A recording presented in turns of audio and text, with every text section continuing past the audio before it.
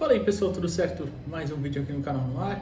Para falar hoje sobre base, né? Acompanhei hoje de manhã o Sub-15 e o Sub-17, o 20 não joga esse final de semana. Duas partidas que nem eram tão importantes assim, a do 17 até era mais, né? Porque ainda estamos na segunda fase do Campeonato Paulista, mas ainda é aquela fase de grupos, né? É outra fase de grupos na verdade. Tem a primeira é grupo, a segunda também, a terceira de novo, mas depois na terceira fase começa a funilar, né? Claro, são times aí com mais qualidade um pouquinho, né? O Sub-15 venceu, bateu o Brasilis por 2-0, gols inclusive ali no começo da partida. E o 17 empatou. O 17 empatou com o Ibrachina por bem 0-0, né?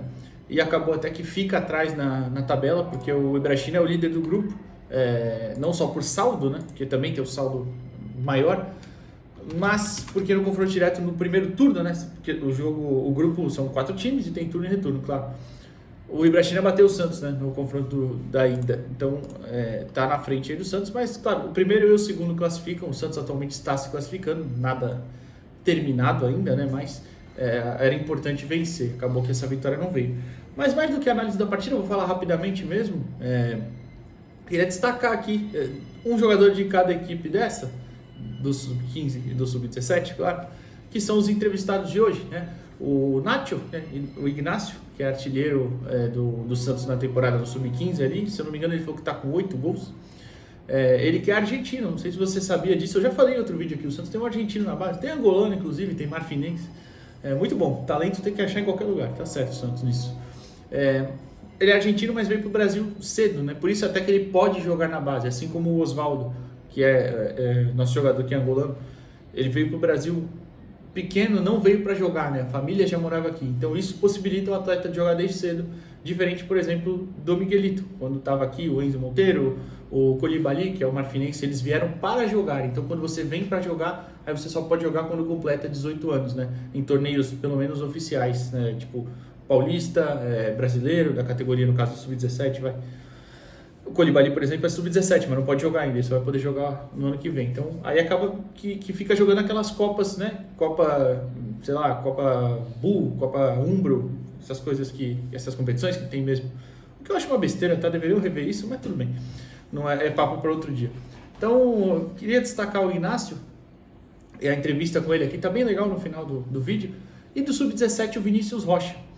E eu já vou explicar, até falar mais sobre ele, mas antes eu peço para você deixar o like aqui nesse vídeo, se inscreva no canal. O canal nos últimos dias deu uma paradinha, porque o Santos não colaborou, né? Paradinha não de questão de conteúdo, que as pessoas se interessam menos, é normal mesmo.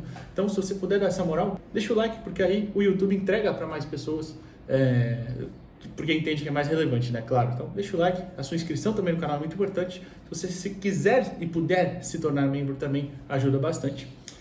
Mas é isso, pelo menos o like e a inscrição é de graça, deixa aí pra gente.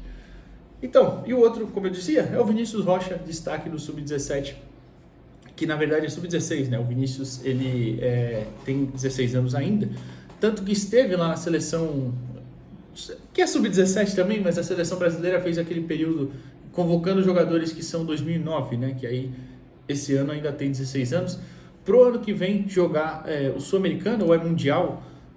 Não sei, vou até abrir aqui para ver, porque aí a seleção convocou esses meninos já para ir acostumando, e do Santos foram o Vinícius Rocha, o Davi Nogueira e o Arthur do Vale, né? Então, cadê?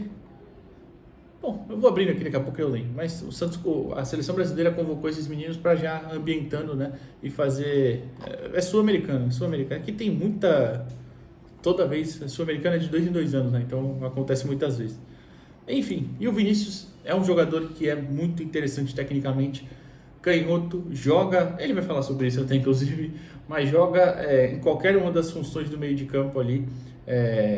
Tem uma coisa que me chama muita atenção nele, eu já tinha visto, porque ele já entrou no Campeonato Brasileiro, se você vê o Brasileiro Sub-17, já viu ele atuando algumas vezes, mas o jeito que ele conduz a bola me chama muita atenção, é aquele canhotinho que joga com ela muito perto do pé. É difícil de tirar dele, sabe? Ele vai levando, vai carregando, bem talentoso mesmo, é bem interessante de ver. E se você tiver a oportunidade, assista algum jogo dele, é muito bom jogador. Mas enfim, para falar rapidamente, como eu disse, para destacar mais esses dois meninos aí, e até chamar a atenção, né, no sentido desse que eu falei no começo do vídeo dos gringos, né, é interessante o Santos pegar esses talentos, por mais que no caso do Ignacio, do Oswaldo, como eu falei, já estavam aqui no Brasil, mas é importante pegar esses talentos aí que aparecem ou pensar em outros lugares, é sempre muito positivo. Claro que não são todos que vão virar, assim como a maioria da categoria de base, né, infelizmente não tem vaga para todo mundo em time grande, mas é bom que o Santos consiga ir buscando esses talentos. E no caso do Vinícius, pra gente ver, né? Muita gente reclama, às vezes fala que não tem qualidade, ou a base isso, a base aquilo. O Santos tem qualidade, tem talento ali. Às vezes a transição é mal feita, né? Então aí é uma coisa, é um macro, é um problema maior, é um problema que vem lá de cima, que às vezes o Santos não sabe lidar. Porque aí a gente volta naquele tema principal, né? A gente chega no profissional, aí tá sempre desesperado ou sem dinheiro, aí tem que jogar os moleques de qualquer jeito no time. Então, tipo, ó, resolve aí. E esse é um grande problema. Quando o resolve aí, tinha que ser pro cara que custou 30 milhões, 20 milhões, que recebe o salário de sei lá quanto. Esses caras que, em teoria, chegaram aqui mais experientes. Em teoria não, chegaram mais experientes, mas em teoria, o cara para resolver, para ser o cara. E no final a gente sempre acaba recorrendo a esses meninos que muitas das vezes não tem a transição correta para o profissional. Pegando um pouquinho de espaço, joga uns minutinhos aqui, outros ali, entrando uma boa. Infelizmente faz tempo que a gente não tem isso, né? Mas eu ia citar, o Vinícius foi convocado para a seleção sub-17, né, recentemente. E vou citar outras. Só do ano passado para cá, a gente já teve em seleções de base o Sherman, o Bom Tempo, o Luca, o Jair quando estava aqui, o João Pedro, o Arthur do Vale, o Davi Nogueira, o Vinícius Lira, o Vinícius Rocha, o Natson, quem mais? Eu tô esquecendo, certamente eu tô esquecendo alguém. Peraí, deixa eu pensar. O Rafael Gonzaga, que hoje acabou não atuando também, foi para a seleção. O Guilherme Cruz, que é lateral direito do Sub-17, também não atuou hoje, mas também já foi convocado. Tem gente aí de tudo que é categoria sendo convocados, né? Especialmente ali entre os 17 e os 19 anos, o Santos tem muitos atletas de qualidade. Fora as outras também, que as outras seleções a gente pode até falar, não tem tanta qualidade, mas, por exemplo, o Marcelo Contreras, que já foi convocado para a Bolívia, é capitão da Bolívia, o Profeta para a Venezuela, o Coulibaly mesmo, é capitão da seleção marfinense, ou pelo menos era até pouco tempo, não sei se agora ainda é. Então, assim, qualidade tem. O próprio Ignacio, há um tempinho, se você viu já no Diário do Peixe, acho que foi em maio, eu vou até olhar aqui, 22 de maio isso, ele estava sendo monitorado pela seleção argentina, porque, obviamente, ele pode ser convocado por lá, já que ele nasceu lá. Ele vai falar a história dele aqui no final, rapidinho. Mas ele pode ser convocado também pela seleção brasileira. Mas, pelo que eu fui perguntando, não para ele diretamente, pelas pessoas ali, se fosse para optar defender alguma seleção, seria a Argentina, no caso dele. Enfim, eu entendo, ele nasceu lá, afinal, né? A mãe é argentina e o pai é brasileiro. E segundo ele, eu perguntei ainda quantos gols você fez com o gol de hoje. Ele falou que está com 8 gols aí no ano, o artilheiro desta categoria. Agora, bom, como eu disse, já falei basicamente sobre os meninos e tal. Falar da classificação, o Santos no Sub-17 foi empate com o Ibrachini, 0x0, jogo bem feio para falar a verdade, o campo muito ruim da Portuguesa Santista, lá o Eurico Mursa tá bem castigado mesmo. Eu entendo que o CT tá reformando, inclusive, cadê a reforma, hein? Apressaram lá, montou as coisas e o gramado nada, né, ainda. Muita desinformação, inclusive, desinformação no sentido de cada um fala uma coisa. Eu perguntei já para muita gente, cada um tem uma data diferente. Se fica difícil, né? Enfim, e o Santos gasta, tá? O Santos paga para jogar o Eurico Mursa, óbvio que é normal, acontece outras vezes, mas paga para jogar no Eurico Mursa, no Estado de Espanha, no Santo André, cada estádio tem um valor, o Santos tem que pagar. E no Eurico tá bem ruim, tem muito jogo lá acontecendo, o profissional da Portuguesa Sub-20, a Portuguesa Sub-20 do Santos, 17 do Santos. As categorias menores também às vezes jogam lá, o 13, o 14, enfim. O 12 e o 13, aliás. O Santos empatou em um jogo bem difícil, um jogo bem truncado, muita bola longa, muita bola levantada. O Santos foi com um time bem alternativo, eu vou até falar aqui também, porque terça tem clássico na Vila Belmiro também, pelo Brasileirão, né? Santos e Corinthians é o time principal, digamos assim, foi praticamente inteiro poupado. O Santos foi a campo com o Arthur do Vale, o Lucas Camargo, o João Sá, o Samuel Costa e o Nicolas Augusto, o Vinícius Rocha e o Garcia, esse titular, né, até. O Arthur do Vale também vem sendo titular, né, em algumas vezes. O Garcia também, o Garcia foi o capitão, inclusive. E o Dudu Jimenez. Na frente, o Flash, o Davi Santos e o Fernando Pradella. Dos titulares, assim, normalmente, o Samuel Pierre entrou no lugar do próprio Garcia no segundo tempo, só que saiu machucado até, então uma preocupação, inclusive, para o jogo contra o Corinthians, né? E o João Grando, que tem atuado bastante também, entrou no segundo tempo. Então, jogo de poucas chances mesmo, o Ibrachina teve até um pênalti não marcado para eles, porque o juizão pipocou, tá? Fala bem da verdade, o Santos fez um pênalti no final, o Pedrão cometeu esse pênalti, foi muito pênalti mesmo, e o árbitro só não quis marcar. Mas também, para ser bem justo, o árbitro deveria ter expulsado o jogador do Ibrachina logo no começo do jogo, quando ele briga com o Pradella do nada, faz uma falta, briga, meio que vai em cima assim, do Pradella, deveria ter expulsado também um pouco, beleza. O Santos está com 7 pontos, são 2 vitórias, 1 empate e 1 derrota, tá? E o Ibrachina é o líder com 10 pontos, que tem uma campanha nessa fase invicta, tá bom? Já o 15 fez essa vitória contra o Brasilis, por 2-0. É estranho falar Brasilis, né? Mas é o nome do time. E o 15, como eu dizia, vou abrir aqui a tabela também até para falar certinho, mas o Santos venceu por 2-0, os gols foram do Thiago Barros e do Ignacio, né? Do Thiago foi de pênalti, um belo pênalti. O Thiago fez um bom jogo. Eu nunca tinha parado tanto para prestar atenção nele, vou começar a prestar mais. Fez um bom jogo ali no meio de campo, mas a verdade é que o Santos abre o placar cedo, controla muito bem a partida, não sofre muito. O Brasília realmente tinha uma qualidade técnica bem limitada e, enfim, o Santos já nem fez muita coisa no segundo tempo.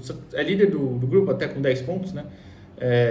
Empatou com 1-1 com o Bragantino até que deu uma bobeada e empatou um outro jogo com o Cosmopolitano e tem aí 2 pontos a menos que o Santos. Então a próxima rodada é contra o Bragantino e Atibaia, que meio que vai definir aí praticamente quem vai ser líder do grupo, né, em teoria, mas o Santos já está classificado para a terceira fase, tá bom?